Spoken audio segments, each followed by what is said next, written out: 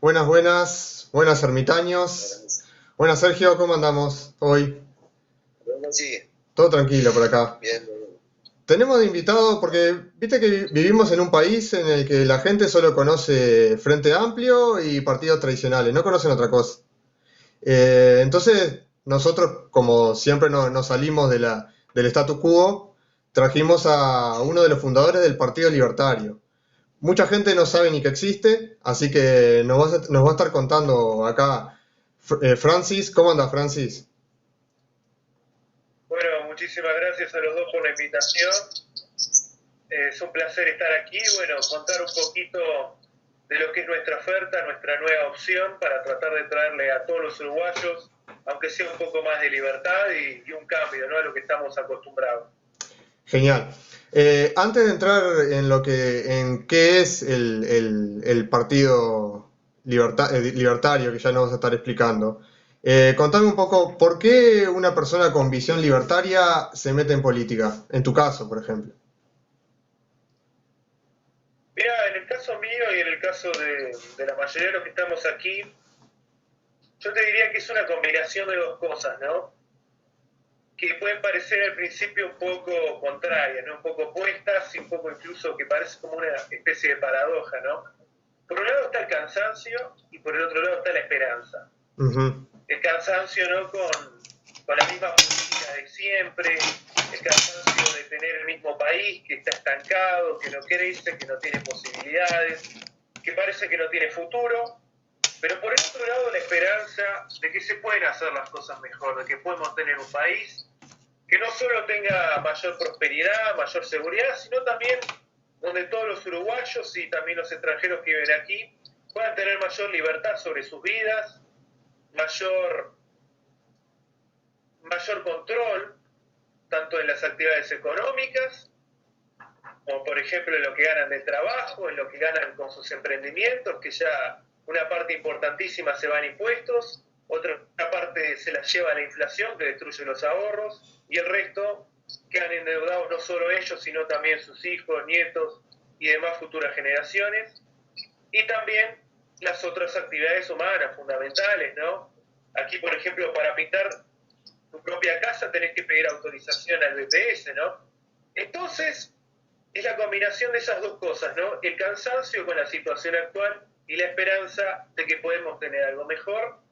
Y en este caso decidimos optar por la vía política, la vía de entrar al campo de las ideas, al campo del debate, no con el objetivo de posicionarnos rápidamente en puestos, ya sea en el Estado uruguayo, sino llevando al terreno del debate las ideas liberales y libertarias, ¿no? Salir un poco de esa dicotomía que parece Nacional y Peñarol, izquierda y derecha, que si en realidad la vemos con una perspectiva diferente, la vemos desde afuera, lo que es coalición multicolor y Frente Amplio, vemos que no hay tanta diferencia al momento de obrar, al momento de recibir directrices desde el extranjero, desde los organismos internacionales, y al momento de operar dentro de lo que es política institucionalmente en Uruguay. Entonces, si uno está viviendo en un lugar, en un espacio muy reducido como es actualmente la política uruguaya, si uno lo único, voy a dar un ejemplo, ¿no? Si uno lo único que conociera de su vida es una habitación de 2x2, le parecería que de un extremo a la otra es una gran distancia. Es una distancia enorme porque es lo único que conoces. Ahora, existe todo el mundo por fuera de eso, que es muchísimo más amplio, infinitamente más amplio, pero por culpa de ese encierro, la pared izquierda y la pared derecha parece que están a distancias gigantescas, cuando en realidad están muy cerca. Y nosotros, aunque no logremos nada en ninguna otra de las partes del terreno, ya con ampliarle la visión a los uruguayos y sacarlos de ese encierro político que nos está perjudicando, ya consideramos que es un logro y un avance enorme. O sea que el objetivo va más allá incluso de lo que es la política. Es también una forma que se toman de hacer batalla cultural, según entendí. Exactamente, yo diría incluso, en mi opinión personal, que varios la comparten y algunos del partido no tanto, es que nosotros estamos aprovechando de que acá en Uruguay, como hay una visión muy institucionalista, muy partidocrática, necesitamos eso, necesitamos tener una institución que sea un partido, no por los objetivos electorales, sino principalmente porque va a ser un megáfono desde donde las ideas liberales van a llegarle a más personas, ¿no? Y nosotros, como queremos salir de ese paradigma, como la gente está tan encerrada en ese paradigma, lamentablemente tenemos que entrar ahí para que nos escuchen.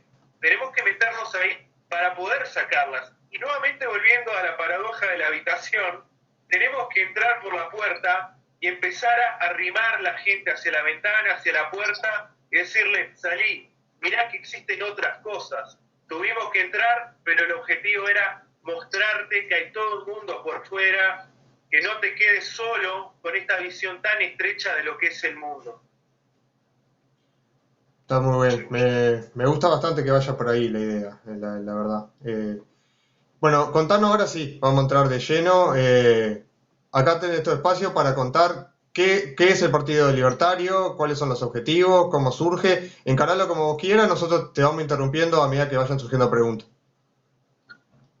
Bien, perfecto. Yo hago alguna pausa cada tanto, así me pueden consultar tranquilo. Bueno, empiezo por la parte histórica, ¿no? Esto en realidad surgió en el 2018, cuando un amigo me preguntó, ¿qué vas a votar ahora en el 2019? Y yo la verdad, como tantos jóvenes y no tan jóvenes, estaba totalmente agotado, descreído de lo que es la política uruguaya. Yo sinceramente pensaba que en el 2019 iba a volver a ganar el Frente Amplio. Entonces, con un grupo de jóvenes empezamos a hablar de que realmente ninguno de nosotros estaba conforme con las opciones de cara al 2019. Entonces decidimos, nos pusimos a investigar y decimos, ¿por qué no formamos una opción que nosotros podamos votar con confianza, con tranquilidad? Yo en mi caso particular, toda la vida había votado el Partido Nacional, a veces por descarte, otras veces con un poco más de convicción, pero nunca terminé de tener ese convencimiento, ¿no?, de que estaba cambiando el destino del país o de que se venía un cambio profundo, estructural, para empezar a llevarnos por la senda que han recorrido los países desarrollados, que han recorrido los países que hoy tienen prosperidad, que tienen desarrollo y que tienen libertad económica.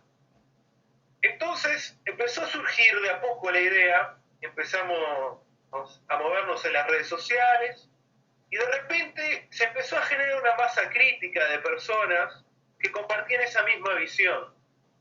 Gente que estaba unida por ese sueño de tener un país donde se pudiera vivir con tranquilidad, donde pudiéramos empezar a movernos, ¿no? Y acá viene otra cosa fundamental. Todos tenemos ideas muy distintas de la política, de economía no tanto, pero sí del accionar político y de los objetivos finales, ¿no?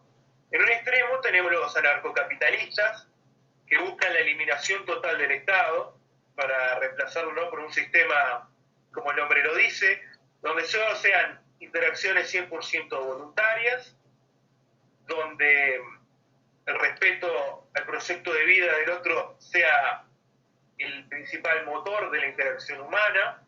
Después tenemos minarquistas que quieren conservar el Estado para la parte de seguridad y justicia.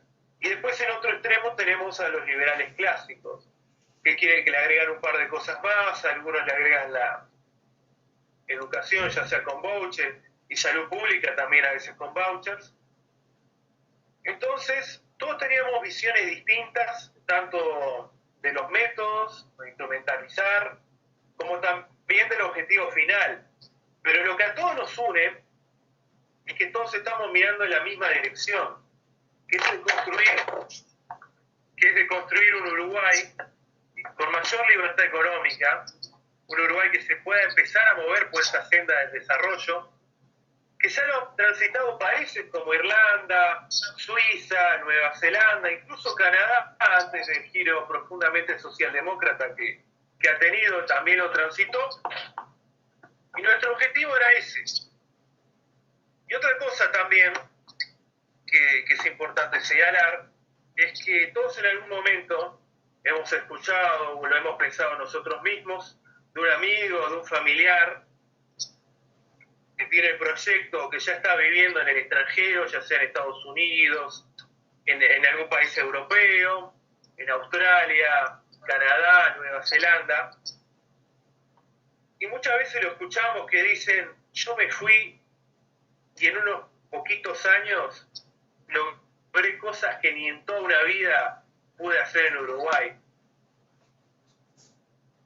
Y entonces eso a uno realmente, que es un país de inmigrantes, fundado por inmigrantes, pero que también tiene una gran tendencia a emigrar, eso lo afecta mucho a uno, ¿no? Porque le genera cierta impotencia pensar, la única solución es por el aeropuerto, la única solución para mi vida es tomarme un avión, dejar a familiares, amigos, todas las cosas que construí acá, dejarlas atrás. Y eso es una decisión que lamentablemente más de 1,5 millones de uruguayos que están viviendo en el extranjero tuvieron que tomar. 1,5 millones de uruguayos que la inmensa mayoría tiene familia aquí en Uruguay, que dejó atrás. Y que eso ha generado una grieta enorme en nuestro país. Una grieta de distancia emocional, de desarraigo cultural, de muchísimas cosas, ¿no? Las pequeñas cosas que se pierden cuando uno deja atrás Uruguay, ¿no? El mate con amigos, los bizcochos, el asado de los domingos. Entonces nosotros también, con esa visión que teníamos, de ese cansancio con la situación política, empezó a surgir la idea de por qué no traemos un poco de eso para Uruguay. ¿Por qué no empezamos a aplicar esas políticas que tuvieron éxito, que llevaron al desarrollo económico a países que hace unas décadas no estaban tan distantes de nosotros en desarrollo y prosperidad? ¿Por qué no empezamos a movernos hacia eso y no obligar a tantos uruguayos a la cruel decisión de dejar toda una vida atrás para poder tener un mínimo de prosperidad? ¿Por qué no empezamos a trabajar para que en este país las personas que quieran trabajar, que quieran crear proyectos, que quieran emprender, puedan tener un futuro y puedan tener una oportunidad? Y ahí fue surgiendo y se fue formando lentamente todo lo que fue el núcleo de partido y que luego empezó a extenderse. Se empezó a extender por las redes sociales, se empezó a extender también por el boca a boca, por algunos eventos que realizamos, también por el proceso de juntada de firmas. Y bueno, eso nos ha llevado hasta el día de hoy, que ya estamos en la etapa final para presentar el proyecto del partido frente a la Corte Electoral. Ya hemos logrado conseguir las firmas, ya estamos terminando los estatutos y los principios, y ahora simplemente en breve sería presentarlo frente a la Corte para que finalmente los uruguayos puedan tener esa opción, ¿no? Está muy bien. La pregunta que me surge es, todas esas metas a las que quieren llegar, ¿cuál es la propuesta? ¿Cómo se llegaría a eso? O sea, por ejemplo, a tener recorrer un camino de más libertad como lo hicieron los países que nombraste, como Nueva Zelanda, Canadá en su momento, aunque después empezaron a retroceder también, ¿no? Pero... Canadá sí, claro, tuvo un retroceso impresionante después. Aunque igual sigue en el top 10, ¿no? Sigue en el top de libertad económica, ¿no? Lamentablemente es toda la otra agenda globalista y progresista que bueno, que para peor, ¿no? La están pudiendo llevar a cabo gracias a que tienen un país bastante fuerte económicamente, ¿no? Gracias al previo liberalismo económico, ¿no? Lamentablemente está surgiendo ahora el trabajo que los liberales canadienses de antes se tomaron, ¿no? En lograr un país desarrollado, ¿no? Ahora lamentablemente está tomado una ideología que tiende a la destrucción de eso. Mira, volviendo a tu pregunta, yo con honestidad no puedo ser como los otros políticos de todos los demás partidos que hacen un proyecto, que venden, hablando mal y pronto, un humo tremendo, que te vaya a decir, sí, nosotros apenas llegamos al gobierno, en 5 años somos una potencia económica. Es un proceso que va a ser difícil, que va a ser largo, que va a requerir muchos cambios muy profundos y que lo van a tener que hacer paneles de especialistas en economía, en derecho, también en organizaciones, y esos paneles van a tener que atacar rápidamente, después de hacer un estudio, un análisis de lo que se pueda cambiar dentro del Estado uruguayo, dentro de la economía uruguaya, van a tener que hacer un análisis de qué cosas se pueden cambiar rápido, qué cosas se pueden cambiar más a mediano plazo y qué cosas se pueden cambiar más a largo plazo, y después también a darle un orden de prioridad a cada cosa, ¿no? Porque puede haber cosas que se puedan cambiar muy rápido, pero que tengan una prioridad muy baja. Por ejemplo, algo que, no sé, un trámite que realmente lo realizan muy pocas personas y que se podría eliminar, eso sí, ponele que lo realizan 20 personas al año, ¿no? ¿Se podría eliminar el trámite? Sí, sin duda se podría eliminar instantáneamente, pero capaz que conviene trabajar primero en un trámite que le está quitando miles de horas al año a los uruguayos, porque tienen que ir ya sea a la intendencia, ya sea a otro ente público, y pasarse horas y horas trayendo y volviendo con más papeles. Y quizás sea más importante enfocarse en solucionar eso a mediano plazo, recortar ese trámite, digitalizarlo, simplificarlo. Pero claro, todo eso lleva a un estudio, ¿no? Ahora, en medidas más económicas, yo creo que ahora no estamos en una situación que sea sencilla, porque prácticamente venimos de 4 gobiernos, incluido este, que han aumentado enormemente la deuda uruguaya, y además la base económica uruguaya, ¿no? La base económica, me refiero al sector privado, tiene el problema de que año a año decrece, ¿no? Por lo que había hablado antes de la inmigración. Entonces, personas que podrían estar emprendiendo, que podrían estar trabajando acá para fortalecer la economía uruguaya, se están yendo a otros países. Entonces, no solo aumenta el gasto, no solo aumenta la pirámide, la parte de arriba de la pirámide, sino que se nos va achicando la base año tras año. Entonces, esta es una situación que lamentablemente pinta bastante nefasta a largo plazo.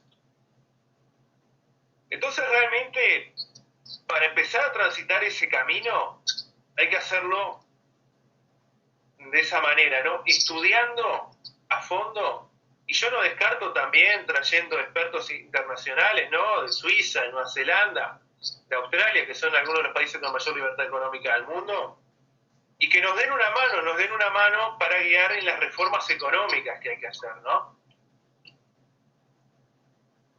Entonces, una respuesta vende humo sería que sí, que es un camino sencillo de recorrer y que no va a costar, pero realmente es tanto el tamaño de la tarea a realizar y tanto el cambio incluso de mentalidad dentro de los mismos uruguayos, que yo no te puedo decir que sea un camino fácil, no puedo decirte siquiera cuáles son los primeros pasos, aparte de eso, ¿no? De empezar a analizar con seriedad y en profundidad qué cambios estructurales se pueden hacer. Entonces realmente es una incertidumbre. La situación en los próximos años también no parece que vaya a ser sencilla entre bueno, los 2 años de esta pandemia que prácticamente mostró a que todos los gobiernos del mundo podían encerrar a sus poblaciones con total impunidad, que podían atropellarse totalmente todas las libertades humanas, y además la situación, ¿no?, del rebrote de la violencia a nivel internacional, con lo que está pasando en Rusia y Ucrania. Entonces, Uruguay sí es un país que tiene una estabilidad, pero no nos podemos confiar en eso y no podemos dormirnos en los laureles, y tampoco lamentablemente no podemos hacer muchos planes a largo plazo parados hoy con la situación tan incierta que tenemos. Muy bien. Sergio, ¿alguna pregunta? No, que el tema en realidad es que hay el problema creo principal del Uruguay es la centralización que hay, o sea, todo recae en Montevideo. Ese es el problema fundamental, tenés que rendir cuenta a Montevideo. Entonces, o sea, entrando en el ámbito de la política, ¿no? Entrando en tu mundo, ¿no? O sea, si es por mí, soy anarquista, o sea, sacala. Pero analizando el problema con lo que tenemos, sería darle más autonomía a cada departamento, tipo Estado, que se gestione, porque no hay mejor manera que, bueno, mirá, Rocha sabe la necesidad de Rocha, que tiene su intendencia, que tiene su alcaldía y entiende sus necesidades, ¿se entiende? Entonces yo creo que cada región se tendría que autogestionar y que porque sabe la necesidad que tiene, ¿entendés? Y cambiar, yo qué sé, hacer algún trato entre departamento y departamento, ¿se entiende? Para que haya mejor libertad, diría yo, ¿no? Para no hacer tan burocrático lo que es del campo, lo que es, yo qué sé, operarse, o lo que es cualquier cosa, o lo que es mismo emprender en el interior, ¿se entiende? O sea, la gente del interior tiende a irse a Montevideo. Es un tema básicamente de qué pasa, como nosotros dependemos del campo, en el campo no se necesitan de muchas personas para gestionar el campo, entonces la mayoría hay poca gente en el campo y hay mayoría de gente en las ciudades, pues no se necesita tanta mano de obra en el campo. Ahí hay un tema, ¿no? Y ahí ir descentralizando un poco, ¿entendés? Ir dividiendo las tareas que cada estado, departamento haga sus necesidades. Creo que es una de las cosas principales, autonomía. Ahí le va a quedar más fácil a ustedes para poder trabajar, porque van, ¿me entendés? Siempre moviéndose, preguntando de cómo está tal lado, tal otro, tal estado, cómo está el departamento, cómo está el otro. Creo No, que... sí, en eso estamos totalmente de acuerdo y muchísimo lo compartimos dentro del partido, de que otra cosa fundamental es movernos en eso de la descentralización, ¿no? Darle más autonomía a los departamentos. Hemos hablado también, ¿no?, de la posibilidad de pasar a un sistema más similar al suizo, que ellos tienen cantones, ¿no?, donde los cantones suizos son muy independientes, tienen una autonomía enorme, funcionan, sí, prácticamente como pequeños estados cada uno, con una libertad muy grande y muy alejada, ¿no?, lo que es el control de la capital, que incluso ellos en muchas cosas, ¿no?, tienen una capacidad para ser un freno, ¿no?, contra el control de la capital enorme, que creo que eso es una de las cosas que ha contribuido muchísimo ¿no?, al éxito de Suiza. Y la centralización siempre tiene un peligro enorme, que es el peligro del autoritarismo, que si está todo centralizado, como pasa acá, que tenemos un grado de centralización muy grande, es prácticamente un juego de todo o nada, donde se incentiva al populismo, se incentiva al control cada vez mayor, ¿no? Es un efecto bola de nieve, ¿no? Vos tenés un país centralizado, tenés este régimen presidencialista que tenemos nosotros y partidocrático, entonces, ¿qué haces? Haces políticas de corto plazo, haces populismo con la plata de los demás, y aparte vas aumentando tu control sobre el resto del país, ya sea con regulaciones, con leyes, para cada vez tener una torta mayor para ti y para los otros partícipes de esto, ¿no? Sean los otros miembros de tu partido político, senadores, diputados, cargos de confianza. No, Y esa es otra cosa, ¿no? claro, lo malo de la centralización es eso, o sea, se retira capitales que generan otros departamentos para llevar o sea, le deja tipo un mínimo para que se gestione y la mayoría quedan, se van para Montevideo. Entonces, tipo, Montevideo gestiona la plata del interior y hace crecer el Estado montevideano y le deja un sueldo, vamos a decir, poco capital para que se puedan gestionar acá. O sea, si algún no sé, la intendencia, cómo se gestiona, tiene alguna idea de infraestructura, tiene que demora mucho porque tiene poco capital, tiene que esperar que le dejen de vuelta plata, porque como la plata se la llevan, tienen mucha plata, pero como se la llevan le dejan, no sé, un 10% ponele, de todo lo que tiene, entonces tiene que guardar mucho 10% para llegar a un cometido muy grande. Entonces están siempre chupando la sangre al interior, Montevideo. Digo Montevideo, no digo por los montevideanos, sino la gestión política es central de, claro, exactamente, está en Montevideo. Entonces le saca oportunidades al interior. Como también la oportunidad del que quiere ir a formarse, que tiene que ir a Montevideo. Es absurdo, es una estupidez enorme. Que no hay capacidad para tener una facultad por departamento completa o semicompleta, depende de la demanda también. Podés estudiarlo por ese lado. Claro, sí, es impresionante porque es ese efecto, ¿no? Que cada vez Montevideo le va sacando una parte mayor al interior para seguir aumentando su control sobre el interior mismo, ¿no? Que eso es una herencia del vallismo, ¿no? De Valle Ordóñez, que todavía no nos hemos podido sacar y que parece que año tras año sigue aumentando, ¿no? Entonces, claro, hay que plantear esto, que mucha gente no se da cuenta, plantearlo no solo en Montevideo, sino también en el interior, de que con mayor autonomía la gente de los departamentos van a poder tener más control sobre sus vidas, porque no es lo mismo ir a criticarle al presidente de la República que está a 200 kilómetros de vos, que ir a hablar con el intendente, ir a protestar frente a la puerta de la intendencia de tu intendente, que lo tenés, poner que estás a una localidad a 15, 20 kilómetros, ¿no? Y que aparte ese mismo intendente vive todo el año en tu mismo departamento, ¿no? En cambio el presidente, entre que está resguardado, ¿no?, en la capital, hace viajes internacionales, va al Parlamento, se mueve de aquí para allá, es muy difícil hacerlo rendir cuentas, ¿no? Si estás en una localidad, por ejemplo, la gente de Artigas, los mismos de La Caña, ¿no? Aunque muchas veces protestan del lado de la izquierda, pero tienen que hacer una travesía importante, ¿no?, para ir a protestar acá a Montevideo, las veces que han hecho carpa frente al Palacio Legislativo. Sin mucho éxito muchas de las veces, ¿no? Entonces realmente, si uno tiene un intendente que controla mucho más, digamos, que tiene muchas más facultades, ¿no?, para